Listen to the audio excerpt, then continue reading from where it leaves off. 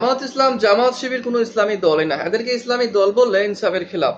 কেন বিশ্বাস হচ্ছে না? এই ভিডিওটি দেখেন, তারপরে কিছু কথা বলবো। থাকতে পারে, কিন্তু জামাত ইসলামী কোন ইসলামী দল নয়, এমন কথা পৃথিবীতে কোনো বেয়াদব আজ পর্যন্ত বলতে পারে না। আল্লামা দেলোয়ার হোসেন সাঈদী রহিমাহুল্লাহ, উনি তো সবারই প্রিয়, জনপ্রিয় একজন বক্তা। উনি নিজের মুখে কি বললেন, এখন ওনাদেরকে কি বলবেন যারা বলে অনেক দাড়ি টুপিওয়ালা আমি দেখছি এভাবে বলে ইসলামী দল বলে নাকি ইনসাফের খিলাফ। কি একটা ফতোয়া দিছে, আপনি চিন্তা করছেন?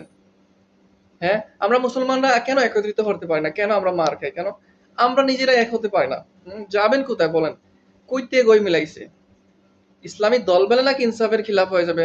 রাজা খান কত কি বলে, কত কি বলে, কিন্তু কই আমরা তো কোনো দেখি না।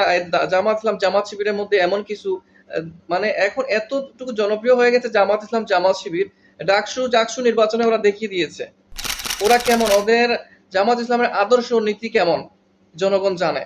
আপনারা যতই বিরুদ্ধে যতই অপপ্রচার চালান না কেন কিছুই করতে পারবেন না, কারণ